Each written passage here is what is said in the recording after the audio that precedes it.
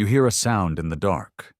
It's a voice, trembling, but trying desperately to hold itself together. It's the kind of voice that tells you a life has just been split in two, a before and an after. 911, what's your emergency? The calm, procedural voice on the other end asks. The answer comes back in a ragged breath, a man's voice cracking under a pressure you can't even imagine. My wife. She's pregnant. They broke her arm. They said they were from the HOA. The silence that follows is deafening. An HOA? You can almost hear the dispatcher's confusion. This isn't a story about a noise complaint or overgrown grass. This is something else entirely. This is where our story begins, not at the beginning, but at the moment the world shattered. Imagine the scene. Flashing red and blue lights paint the serene suburban street in strokes of chaos. Paramedics, focused and efficient, are carefully loading a woman onto a stretcher. That's Sarah.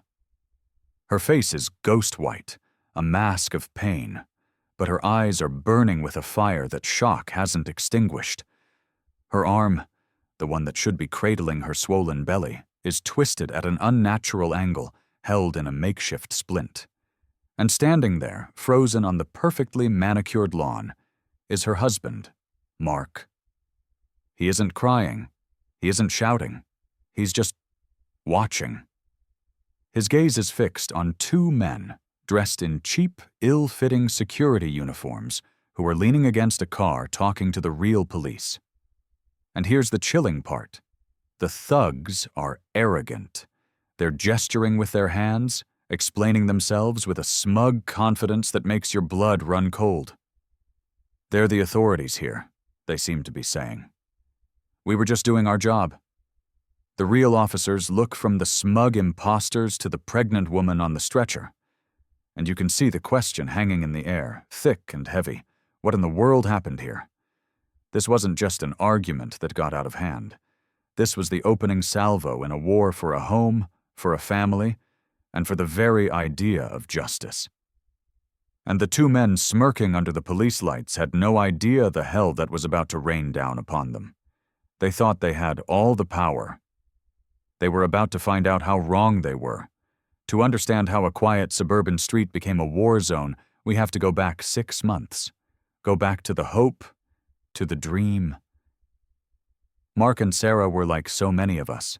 They worked hard, they saved, and they finally found it. Their dream home. A beautiful 2-story house with a big backyard, perfect for the family they were about to start. It was in one of those picturesque neighborhoods that look like they're straight out of a movie set. Manicured lawns, friendly waves from neighbors, the scent of fresh-cut grass in the air. It was perfect. Almost. There was just one little thing, a detail that seemed like a minor quirk at first, but would soon grow into a monstrous shadow over their lives. Find Homeownerassociation. And at the head of that HOA was a woman named Carol. Now, we've all heard stories, maybe on a Reddit story thread, or from a friend, about a power-tripping HOA Karen. The kind of person who measures your grass with a ruler and leaves passive-aggressive notes on your door. Carol was that, but she was also something more. She had been the HOA president for 10 years, and in that time, her minor authority had festered into a full-blown God complex. She saw herself not as a community organizer, but as a queen ruling over her tiny, perfect fiefdom. She patrolled the streets in her golf cart, a clipboard permanently affixed to her hand, her eyes scanning for imperfections. A weed, a tilted mailbox, a child's toy left on a lawn, with the grim focus of a predator. For Mark and Sarah, it started small. It always does. A letter, printed on cheap paper but written with the unearned authority of a royal decree. Their welcome mat, a cheerful thing they'd picked out together, was, according to Section 8, Paragraph 4 of the bylaws, an unapproved shade of brown. They laughed it off, replaced the mat. Then came another letter. A delivery package had been left on their porch for more than 3 hours, a violation of the community's aesthetic standards. A third arrived a week later. Holiday lights, put up a day before the approved decorating period, had to be removed immediately. Each letter was a small poke, a tiny assertion of dominance. They were absurd, annoying, but Mark and Sarah complied. They were the new couple on the block. They didn't want to make waves. They were focused on the baby, on picking out paint colors for the nursery, on building a life. They didn't realize that to Carol, their happiness, their newness, was a disruption to her perfect, sterile order. They were a loose thread in her tapestry, and she was the kind of person who wouldn't just pull the thread. She'd unravel the whole thing to get rid of it.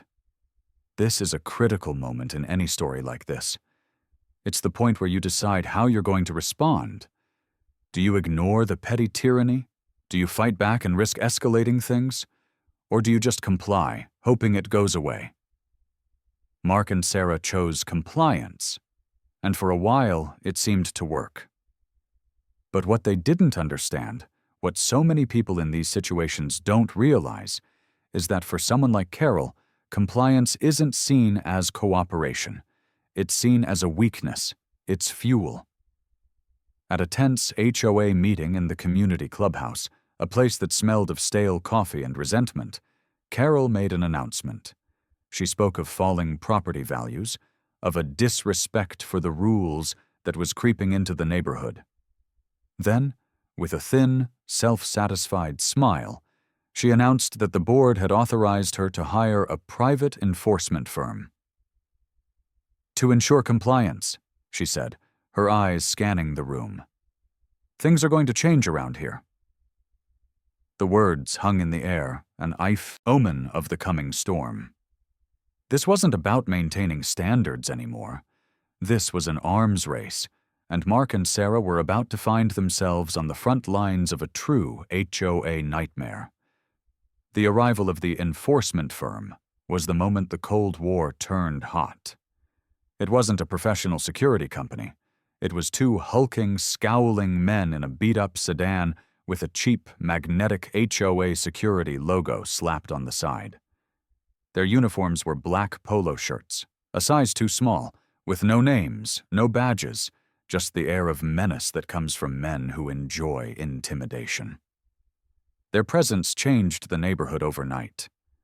The friendly waves between neighbors were replaced with nervous glances. The sound of children playing in the street grew quieter. These men weren't security. They were occupiers. The harassment began to feel less like bureaucracy and more like a targeted campaign. It's a slow, creeping invasion of your peace of mind. First, it was the thugs walking the property line, clipboards in hand, scrutinizing every inch of Mark and Sarah's home. Then came an incident with their dog, Bruno, a friendly golden retriever. He barked at them from behind the fence, as any dog would. The next day, a formal warning for a vicious animal violation was in their mailbox, along with a threat of a daily fine until the nuisance was abated. Then, one Saturday, Mark found his driveway blocked by their sedan. When he asked them to move, they took their time, a full 20 minutes, claiming they were conducting a pavement integrity survey. It was a petty, powerless man's way of flexing, designed for no other reason than to inconvenience and assert dominance. The worst part was the psychological toll. Mark found himself constantly looking out the window, his muscles tense. Sarah, who should have been enjoying the last peaceful months of her pregnancy, was becoming withdrawn and anxious. They felt like prisoners in their own home. They saw their neighbors suffering too. The Millers, an elderly couple down the street, were fined because their grandkids' sidewalk chalk art was deemed unauthorized graffiti. Another family was cited because their basketball hoop was a shade of orange that didn't match the community color palette. People were scared. Complaining to the HOA board was useless. It was like appealing to a dictator's inner circle. Carol had them all under her thumb. The first confrontation happened over the baby swing. Mark had spent a whole Saturday putting it together, a sturdy, beautiful swing hanging from the big oak tree in their front yard. He and Sarah imagined their child laughing in it one day. To them, it was a symbol of their future. To the HOA thugs, it was a violation. They claimed it was a temporary structure that hadn't been approved by the architectural committee. The argument on the lawn was tense. Mark tried to be reasonable, to explain. The thugs just sneered. "Rules are rules," one of them grunted, his eyes lingering on Sarah's pregnant belly for a moment too long. "Take it down, or we'll take it down for you." That night, something inside Mark shifted. This wasn't about rules anymore. This was about the safety of his family. The dream home was starting to feel like a prison, and he knew he had to do something. He wasn't just a homeowner anymore, he was a protector. And here's where we see the transition from victim to strategist. This is the empowerment phase. Instead of just getting angry, Mark got smart. He spent the next 2 days obsessively researching. He wasn't looking for lawyers, not yet. He was looking for eyes. He invested in a state-of-the-art, high-definition security camera system, the kind with crystal-clear audio and night vision. He installed it himself, placing cameras that covered every inch of his property, every angle, every approach. It was his way of drawing a line in the sand. It was his way of saying, "I see you." He thought maybe that being watched would be enough to make them back off. He uploaded the footage to a secure cloud server every single day, creating an undeniable, time-stamped record of the escalating harassment. The cameras captured everything. They captured the thug's car idling in front of his house for hours. They captured them walking the property line, peering into their living room window. The audio picked up their crude jokes and their muttered threats. It was creepy, invasive, and it was the beginning of the evidence that would ultimately burn Carol's little kingdom to the ground. The most chilling piece of footage came a few days after the cameras went up. One of the thugs walked right up to a camera mounted near the porch, stared directly into the lens, and slowly, deliberately, smiled. A wide, predatory grin. Then he looked at his partner, and they both laughed. Mark watched the footage that night, a cold dread washing over him. They knew they were being watched. They didn't care. In fact, he realized with a jolt of fear, they were enjoying it. They liked having an audience for their cruelty. And that's when he knew. This was going to end badly. The cliffhanger wasn't if something would happen, but when. He just prayed he could protect Sarah when it did. The day it happened was beautiful, the kind of perfect late summer day that feels like a gift.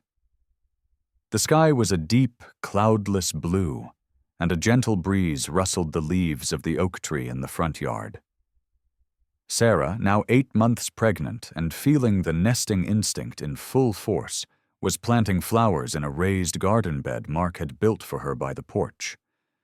It was a peaceful, domestic scene, the very picture of the life they were trying to build. And that, of course, was when the thugs decided to strike. They pulled up not in their usual beater, but in a different car, as if to avoid being immediately recognized. They got out and walked onto the lawn with a purpose that made the air go still. Mark was in his home office on a conference call, but he had the live feed from the cameras open on a second monitor. He saw them approach, and his heart immediately began to pound.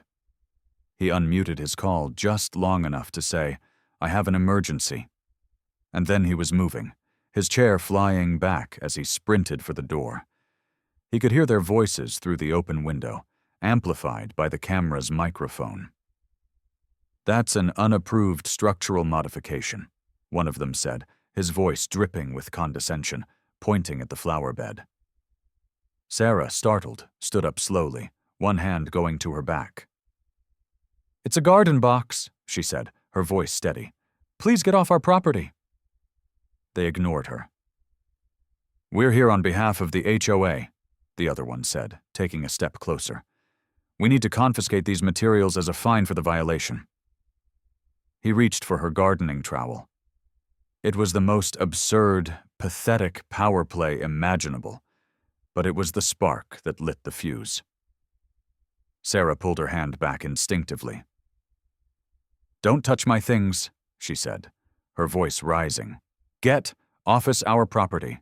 And that's when the first thug shoved her. It wasn't a hard shove, but she was pregnant, off balance.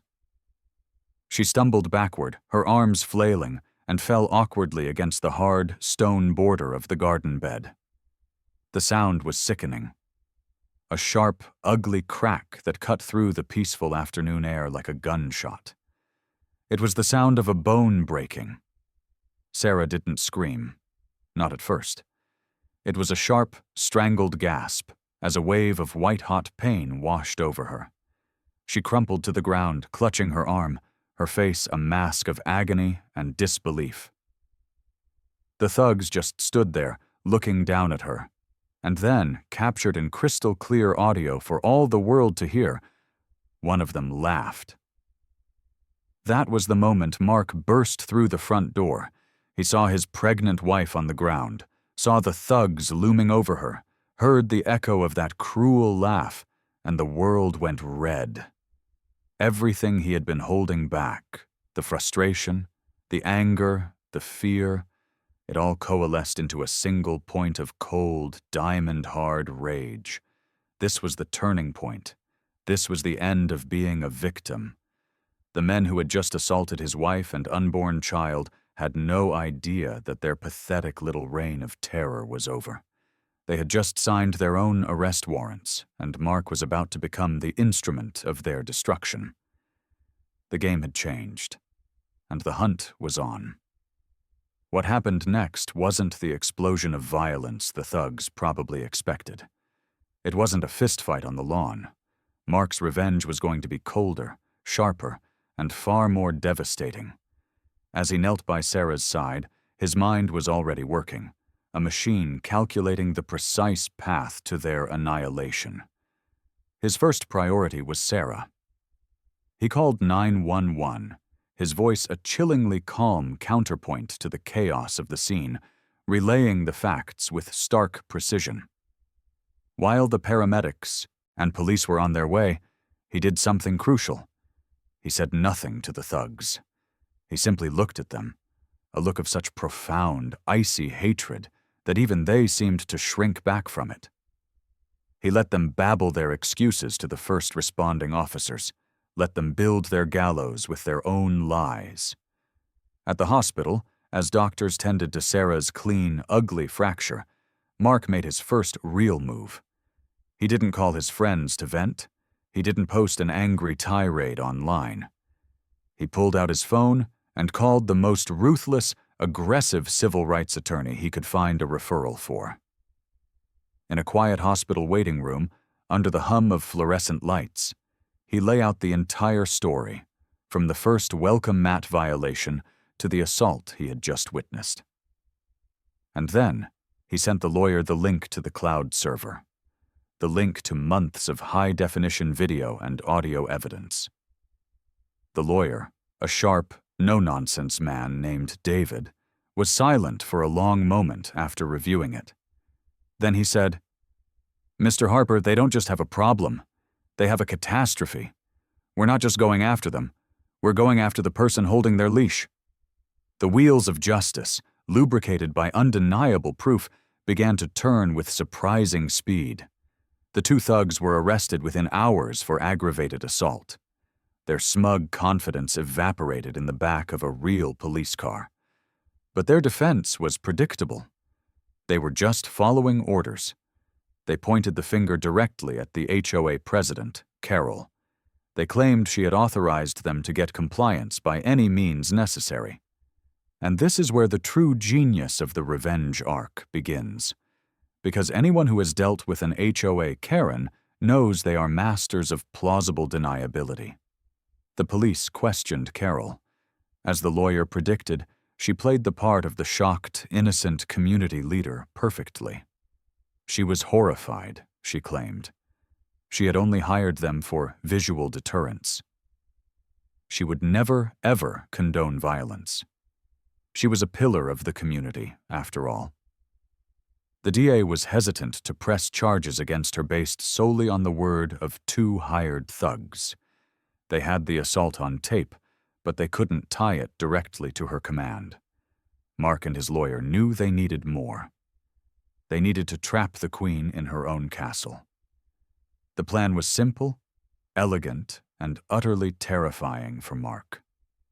With the full cooperation of the police, he would wear a wire. He would confront Carol at the next HOA meeting, a public forum, where her ego and arrogance would be her own undoing. A week later, Mark walked into that same clubhouse that smelled of stale coffee. This time he wasn't there to complain. He was there to hunt. He looked calm, but a tiny digital recorder was taped to his chest, broadcasting every word to detectives waiting in an unmarked car outside. He waited for the public comment section. Then he stood up. He started calmly, talking about the violation notices, holding them up. Carol watched him with a smirk. Then he moved on to the security firm. "Carol," he said, his voice steady, "there seems to be some confusion about what you authorized your enforcement officers to do." Carol's eyes narrowed. "There's no confusion," she snapped, her voice dripping with venom. "I authorized them to clean up this neighborhood, which is something you've shown no interest in doing." The bait was set. "So when they were on my property," Mark pressed, "threatening my pregnant wife, were they following your orders?" The room went silent. Carol saw the challenge in his eyes, and her pride wouldn't let her back down. This was her moment to assert her dominance. "I authorized them," she said, her voice rising so everyone could hear, "to use any means necessary to deal with problem residents like you, who think the rules don't apply to them. If you can't comply, maybe you should move." It was a full confession, delivered with the smug satisfaction of a tyrant who believed she was untouchable. Mark just nodded slowly. "Thank you, Carol. That's all I needed to hear." He turned and walked out of the room. 2 seconds later, the clubhouse doors swung open again, and 2 uniformed police detectives walked in. The smirk on Carol's face didn't just fade. It shattered. The color drained from her face as they walked directly up to her. "Carol," one of them said, his voice calm and professional, "you're under arrest for conspiracy to commit assault and extortion." The downfall was total, public, and absolute. The great HOA Karen, the untouchable queen of the suburbs, was being led away in handcuffs, her own words serving as her judgment. This was the checkmate. The HOA corruption was finally brutally exposed. The courtroom felt like the final act of a long, exhausting play. The 2 thugs, stripped of their fake uniforms and cheap authority, looked small and pathetic in their county-issued jumpsuits. Their trial was short. The video evidence was irrefutable. One of the key moments was when Mark's lawyer played the footage of the assault for the jury. The gasp in the courtroom at the sound of the bone breaking was audible. Their lawyer's attempt to paint Sarah as confrontational was obliterated by the crystal-clear audio of her repeatedly asking them to leave her property. They were found guilty and sentenced to several years in prison for aggravated assault. But the real main event was Carol's trial. Her case had blown up into a massive scandal, exposing a deep-seated rot of HOA corruption. The investigation, spurred by her recorded confession, had uncovered a full-blown extortion racket. It turned out the security firm was an unlicensed company owned by her brother-in-law, and she was receiving a secret financial kickback from the exorbitant, fake fines they were strong-arming residents into paying. The prosecutor presented bank statements, text messages, and a damning paper trail. One by one, other neighbors took the stand, their voices trembling but firm, recounting their own stories of intimidation and fear. Mr. Miller, the war veteran, spoke about being harassed over his flag. The young family from down the street talked about the graffiti fines for their children's artwork. It painted a picture of a systematic reign of terror. Carol's defense was a masterclass in delusion.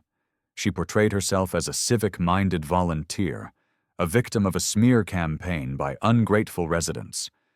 But against the mountain of evidence, her lies crumbled to dust. The final blow was when the prosecutor played the audio from the HOA meeting. Hearing her own arrogant, venomous words echo through the silent courtroom, Carol finally broke. Her facade of righteous indignation collapsed, replaced by a mask of pure, cornered rage. She was found guilty on all charges: conspiracy, extortion, fraud. The judge in his sentencing called her actions a despicable abuse of trust that turned a community into a place of fear. She was sentenced to a long prison term, ordered to pay massive restitution to her victims, and the entire HOA and its bylaws were placed into receivership by the state, to be completely dismantled and rebuilt from the ground up. Mark and Sarah were there for the verdict. When the word guilty echoed through the courtroom, they didn't cheer. They just held hands. Sarah's arm was out of its cast, leaving only a faint scar, and her other hand rested on her round, full belly. Their son was due any day. This victory wasn't about revenge in that moment. It was about safety. It was about closing a dark chapter and ensuring that no one in their community would ever have to endure that kind of nightmare again. They had drawn a line in the sand, and they had won. Not just for themselves, but for every homeowner who has ever felt powerless against the tyranny of an HOA Karen. They had taken on a corrupt system, and, against all odds, they had brought it crashing down. 2 months later, the world was quiet again. A gentle snow was falling outside, blanketing the neighborhood in a soft, clean layer of white. The ugly magnetic sign on the beat-up sedan was gone. The threatening letters had stopped. The fear that had hung over the street like a fog had finally lifted. Inside their house, a fire crackled in the hearth, casting a warm orange glow across the room. And in Mark's arms, wrapped in a soft blue blanket, was his newborn son, Joshua. Sarah sat nearby, sipping a mug of tea, watching them. The trauma hadn't just vanished. It leaves scars, both visible and invisible. But the look in her eyes was one of profound, hard-won peace. She smiled, a real, genuine smile that reached her eyes, the kind of smile Mark had been afraid he might never see again. He looked down at the tiny, perfect face of his son, sleeping soundly against his chest, and felt a wave of emotion so powerful it almost took his breath away.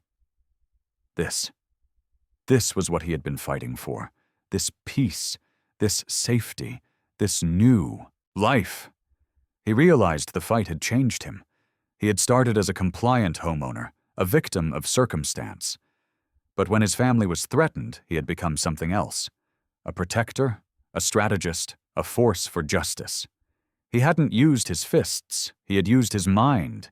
He had used technology, the law, and the villain's own arrogance as weapons. And that was the ultimate empowerment. The takeaway from this whole HOA nightmare wasn't just that you should fight back. It was how you fight back. You don't sink to their level. You rise above. You document everything. You know your homeowner rights.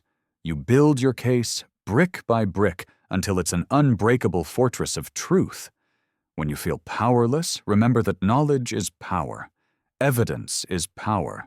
And the truth, when wielded correctly, is the most powerful weapon of all. He walked over to the window, holding his son, and looked out at the peaceful, snow-covered street. The neighbors were putting up holiday lights, children were building a snowman, and the old veteran next door had his flag flying proudly, exactly as it should be. The community was healing. The corrupt HOA was gone, replaced by a new board of actual neighbors who cared about the community, not just controlling it. Mark looked down at his son and whispered, "We're safe now." It wasn't just a promise, it was a fact. They had faced down the darkness and had come out the other side, not just intact, but stronger. They tried to ruin their lives over a welcome mat and some flowers.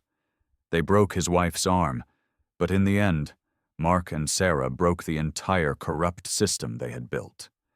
And that is a victory and a story worth fighting for. For more stories of homeowners fighting back against corruption and winning, subscribe to HOA Stories Global.